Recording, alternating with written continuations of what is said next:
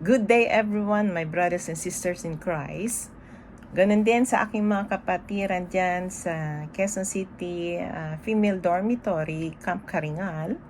Sa pamumuno po ng ating Madam Warden Maria Lourdes Passion at ganun din po sa kanyang assistant na si Madam Erlinda Turaray at sa lahat po, welcome po sa ating virtual preaching na pinamagatang Love God above all.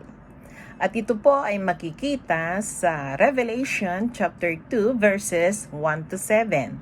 Hayaan niyo pong basahin ko sa inyo. Isulat mo sa anghel ng iglesia sa Efeso. Ito ang pinapasabi ng may hawak na bituin sa kanyang kanang kamay at lumalakad sa gitna ng 7 ilawang ginto. Nalalaman ko ang mga ginagawa mo, ang iyong mga pagpapakahirap at pagtitiyaga. Alam kong hindi mo kinukonsinti ang masasama. Sinubok mo ang mga huwad na apostol at napatunayan mong sila'y nagsisinungaling. Alam ko ring matyaga ka, nagtiis ng maraming hirap alang-alang sa akin at hindi ka sumuko. Subalit, may isang bagay na ayaw ko sa iyo. Ang pag-ibig mo noong una kang sumampalataya ay nanlalamig na. Alalahanin mo ang dati mong kalagayan, pagsisihan mo at talikuran ang iyong masasamang gawa, at gawin mong muli ang mga ginagawa mo noong una. Kapag hindi ka nagsisi, pupunta ako diyan at aalisin ko sa kinalalagyan ang iyong ilawan. Ngunit ito naman ang napupuri ko sa iyo. Kinapupuotan mo rin tulad ko ang mga ginagawa ng mga Nicolaita. Ang lahat ng may pandinig ay makinig sa sinasabi ng Espiritu sa mga iglesia. Ibibigay ko sa magtatagumpay ang karapatang kumain ng bunga ng punong kahoy na nagbibigay buhay na nasa paraiso ng Diyos. Pinagpala na po ang lahat ng mga nakarinig at nakabasa ng Eskripturang ito. Okay? So, ito po ay sa Revelation, at alam na alam po natin na ang Revelation ay pahayag ng ating Diyos Ama na ibinigay niya sa kanyang bugtong na anak na si Jesucristo at ipinahayag naman kay John na disipulo sa pamamagitan ng anghel ang pahayag na ito para sabihin sa 7 churches in Asia. Bakit 7? May marami pang ibang churches. Ang sabi po nila ay different characters po ang representation ng mga churches na ito. Iba-ibang attitude ng bawat isa, no? So, nung nakaraan po ay diniscuss natin ang Church of Laodicea na kung saan ay ang sabi ng Diyos, huwag kang maging maligamgam sa pagmamahal niya, pagmamahal mo sa Kanya, kasi isusuka Kanya.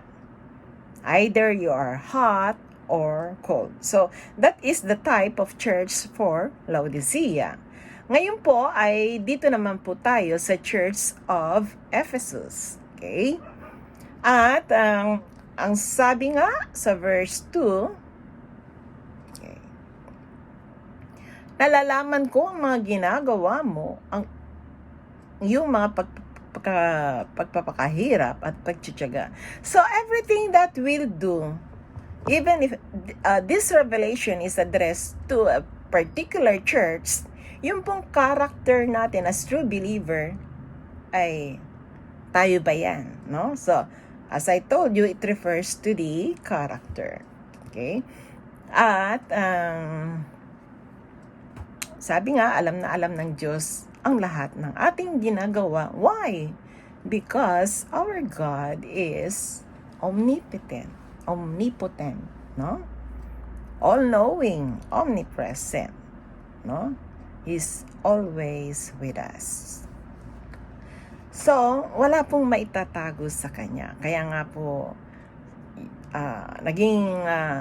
naging ugali na po na pag itong New Year na to, yung mga hindi alam natin kung anong mga dapat nating baguhin sa ating sarili, di ba?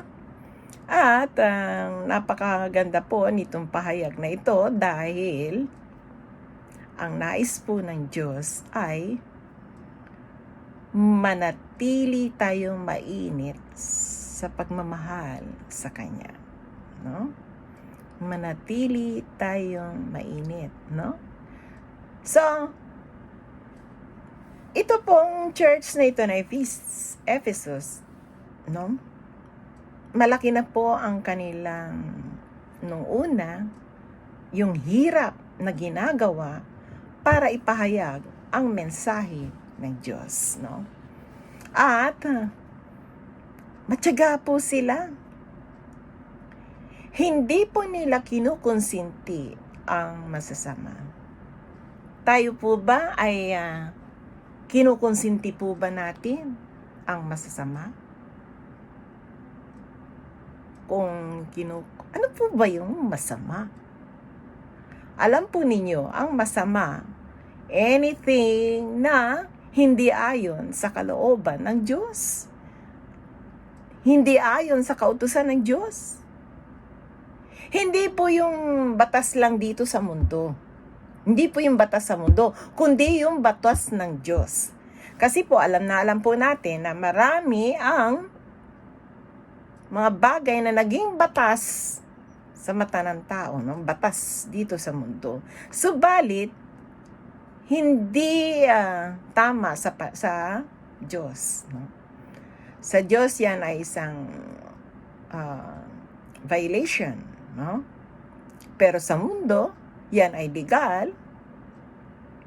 Kaya ang pinakamahalaga po sa lahat ay ano ba ang legal sa Diyos? Tayo ba ay sumusunod? Alam po ninyo, makikita po ang pagmamahal natin sa Diyos kung lahat ng Kanyang mga kautusan ay sinusunod natin. Hindi yung kung ano yung gusto mo, yung gusto ng laman mo at yung gusto ng mundo. Ang mahalaga, ano ang gusto ng Diyos? Ano ang kautusan ng Diyos? At pag ikaw ay sumusunod, yan po ay isang, I would say na it shows our love for God. Diba? Kasi alam po natin na maraming masamang bagay ang narito sa mundo. Even yung corruption. Kahit na alam mong hindi dapat, gagawin mo kasi nasilaw ka sa pera o kaya merong somebody na ma-impluwensya sa iyo na nakiusap, mingi ng pabor, wala na.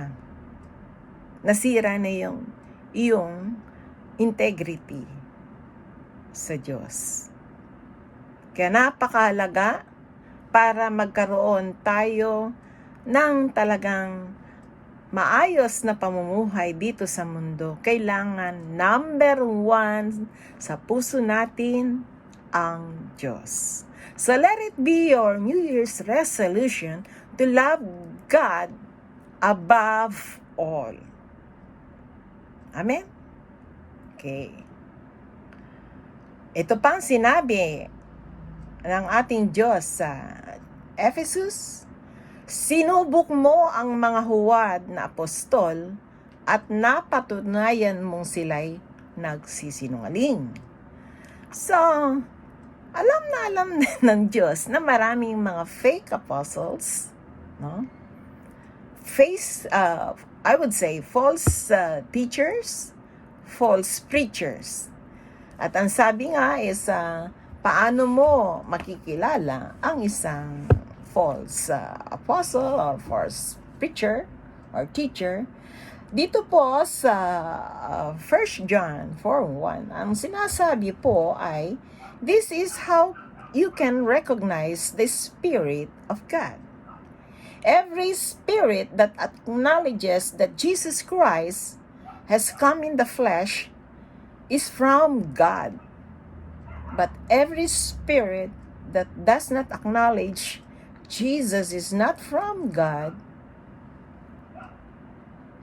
ay yan po ay ang spirit of Antichrist. Sa lahat po tayo na we recognize Jesus coming in the flesh from God is a true believer. Okay? At yung hindi nagre-recognize sa ating Panginoong Jesus, ang sabi nga po, is Antichrist. So if you read the Bible, the Christ here mentioned is Jesus. So napakahalaga po na tayo po naniniwala sa ating Panginoong Jesus bilang anak ng Diyos at Panginoon. Okay? So, pinuri ng ating Diyos ang gawain ng mga Epeso. Matyaga. Naku po, marami po tayong mga workers diyan, no? Mga missionary, mga pastors, mga teachers, volunteer workers for Christ, no? They are very much active kahit na malayo yung lugar, kahit na mahirap ang gawain doon, but they are happy in doing the work for God, no? So, masaya sila. Okay. So, kaparis itong mga episode na ito na kahit gaano kahirap, kahit gaano kalayo yan, kahit gaano na ang hirap pumunta sa lugar na yan, no? Napakainit, no? At yung comfort mo na nararamdaman mo sa nararamdaman mo sa buhay mo, like sanay ka na naka-aircon, sanay ka na pag lumakad ka di kotse, pero alam nyo po, if you are reaching out to God, matututo kang pumunta sa mga lugar na like yung depressed area. Iba nga sa bundok, may tumatawid pa sa ilog para makarating, abutin yung ating mga kapatid na naninirahan sa bundok. Okay.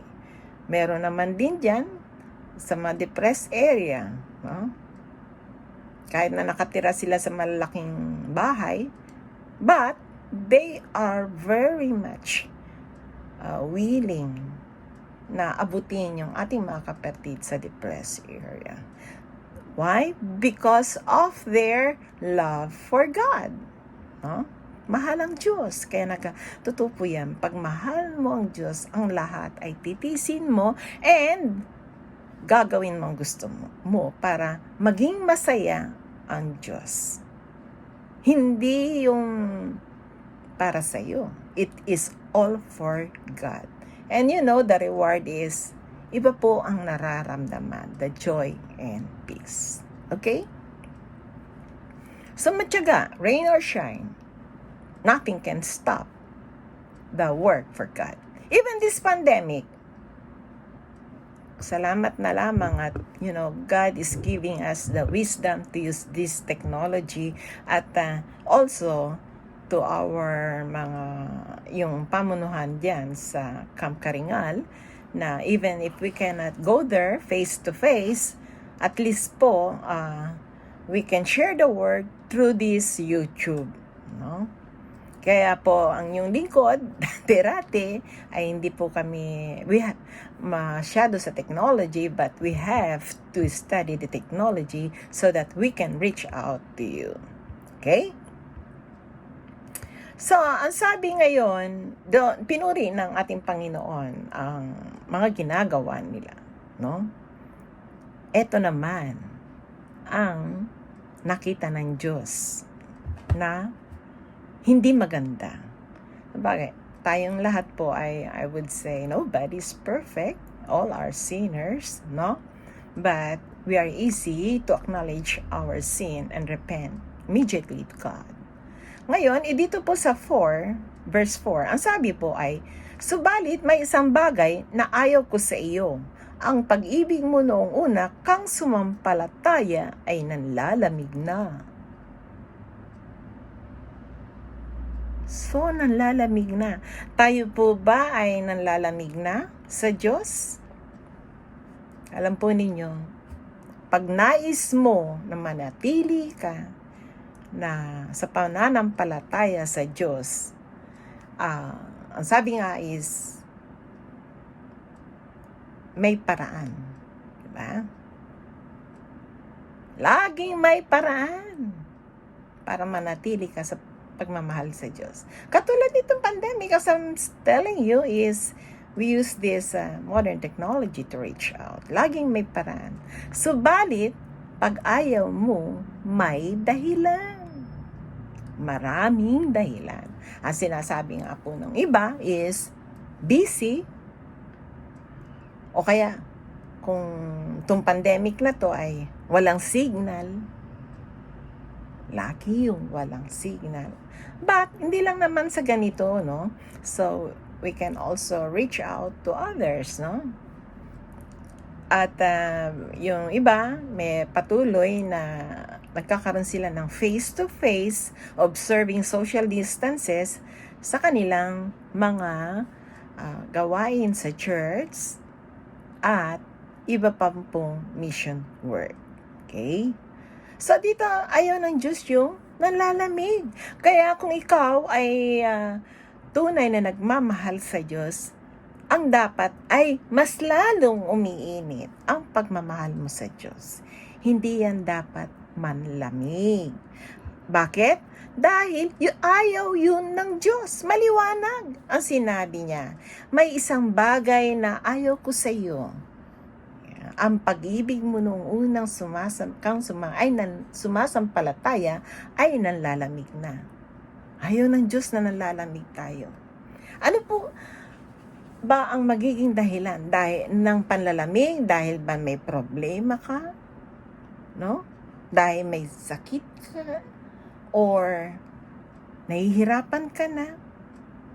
At dami mong problema kaya nananatili kang malamig. Nanlalamig ka na, sa Diyos. Alam po ninyo, kahit na anong sitwasyon na mayroon tayo, mas lalo tayong uminit sa pagmamahal sa Diyos. Ang pagmamahal sa Diyos ay, ang sabi nga, ipahayag mo ang salita ng Diyos. Iparinig mo. Kailangan marami ang makarinig. Kailangan pag-aralan ang salita ng Diyos. At ang higit sa lahat ay isabuhay mo ang mga salitang ito. Maliwanag po yan. Doon sa Revelation, sa pahayag, chapter 1 pa lang, sinabi ng Diyos na mapalad yaong mga nakikinig ng salita, nag-aaral, at isinasabuhay ang mga salita. Mapalad, we are blessed. Blessed in what? Because we will be with God in eternal life. In eternity, we will go to heaven. So, we are blessed. Ikaw ba nakikinig? Of course, ngayon kinakausap ko po kayo, nandiyan po kayo because excited po tayo na makarinig ng salita ng Diyos at pag-aralan ito at maisabuhay ito. So, wag po tayong nanlalamig sa Diyos. Amen? At pagsisihan mo at talikuran ang iyong masasamang gawa. Ito nga po yung ating New Year's resolution din na kailangan talikuran natin yung alam nating masama. Huwag nating gawin. No? At ang sabi nga, gawin mong muli ang mga ginagawa mo noong una. So gawin nating maging mainit pa rin sa Diyos. Okay? No matter how long is this pandemic, na sabi nga nila, mas malala pa raw yung strain na bago, but let it be an encouragement for us na mas lalong uminit ang pagmamahal natin sa Diyos, mas lalo nating abutin ang ating mga kapatiran na hindi pa nakakarinig ng kanyang salita, okay? At hindi pa nakakakilala sa ating Panginoong Jesus. Amen? Okay. At hindi lang yon, ito ang nais mo na gawin ng Diyos. Ano sabi niya? Kapag hindi ka nagsisi, pupunta ako diyan at aalisin ko sa kinalalagyan ang iyong ilawan. You see? Ngunit ito naman ang napupuri ko sa iyo, kinapuputan mo ring tulad ko ang mga ginagawa ng mga Nicolaita. Okay? Ito pong mga Nicolaita, syempre ang mga ginagawa nila ay yung mga, I would say, false teachings, no? Hindi in accordance with God's teaching. Okay. So, nandun po yung nais ng Diyos na pagsisihan natin ang lahat at tayo ay bumalik sa mainit nating pagmamahal sa Kanya. Okay? At ito naman po ang reward pag sumunod tayo. Sa verse 7, ang lahat ng may pandinig ay makinig sa sinasabi ng Espiritu sa mga iglesia. Ibibigay ko sa magtatagumpay ang karapatang kumain ng bunga ng punong kahoy na nagbibigay buhay na nasa paraiso ng Diyos. Wow! Di ba? We know, di ba? Si Adam and Eve, they were in the paradise, the Garden of Eden. Di ba? Kaya lang nagkasala sila, napalaya sila. Pero tayong susunod sa Kanya, sumusunod sa Kanya, kailangan natin manatiling sumusunod sa Kanya hanggang tayo ay kunin na niya, no? At upang tayo ay magtagumpay, saan? Makapiling siya, no? Meron tayong karapatang kumain ng tree of life. Saan daw? Sa paraiso ng Diyos. In eternity with God. Diba? Mahirap po pa na sumunod? Kung talagang ang Diyos ay nasa sa iyo, nag-aalab sa iyo, maging mainit tayo, huwag tayong manlalamig. Ayaw ng Diyos. No? Kasi pag nalalamig ka, ano sabi niya? Tatanggalin ka niya dyan sa ilawan na yan. No? Ibig sabihin, pupunta ka sa impyerno pag nalalamig ka. Baka akala mo ay tinanggap mo na siya, nalalamig ka na. No. Di ka makakapunta sa Diyos pag ikaw ay nalalamig. Kaya manatili tayong mainit sa pagmamahal ng Diyos. At tanggapin natin ang ating Panginoong Hesus, ang anak ng Diyos, bilang Panginoon at tagapagligtas. So, mga kaibigan, kung meron po dito na hindi pa po nakakatanggap sa ating Panginoong Hesus bilang Panginoon at tagapagligtas, ay nais mo siyang tanggapin, ariin mo ang panalangin ito. Sumunod po kayo sa akin. Tayo nga pong lahat ay yumuko.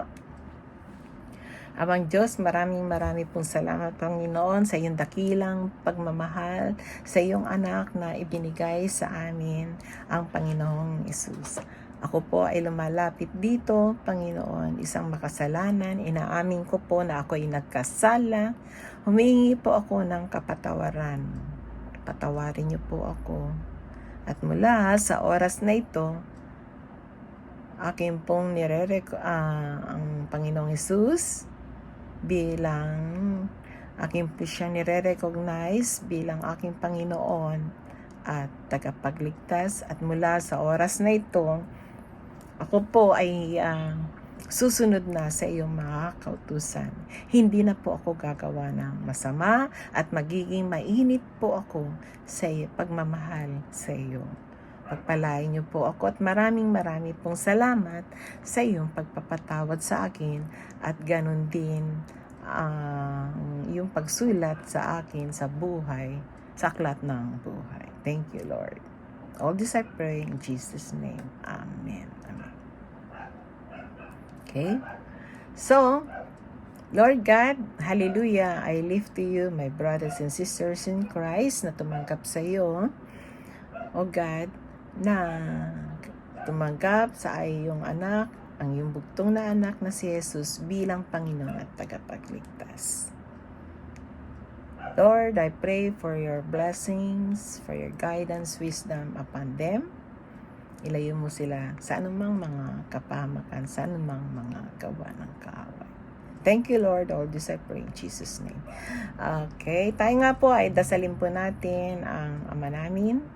Ama namin, sumasalangit ka, sambahin ang ngalan mo, mapasa amin ang kaharian mo, sundin ang loob mo dito sa lupa para nang sa langit. Bigyan mo po kami ngayon ng aming kakanin sa araw-araw at patawarin mo kami sa aming mga sala paris ng pagpapatawad namin sa mga nagkakasala sa amin. At huwag mo kami ipahintulot sa tukso at iadya mo kami sa dilang masama. Amen. Amen. Lord God, hallelujah, O God. We thank you, O God, sa lahat-lahat ng pagsama mo sa amin at Lord, dalangin namin, O God, na be with us always. May your face shine upon your children and bless them. My brothers and sisters in Christ, Happy New Year, and remember, love God above all. As sabi nila, New Year's resolution. Yeah, New Year's resolution, love God above all. Okay? So that we can be with God in this world. And the most amazing thing is, kasama natin siya sa langit. God bless you, my brothers and sisters, in the name of the Father, the Son, and the Holy Spirit. Thank you very much.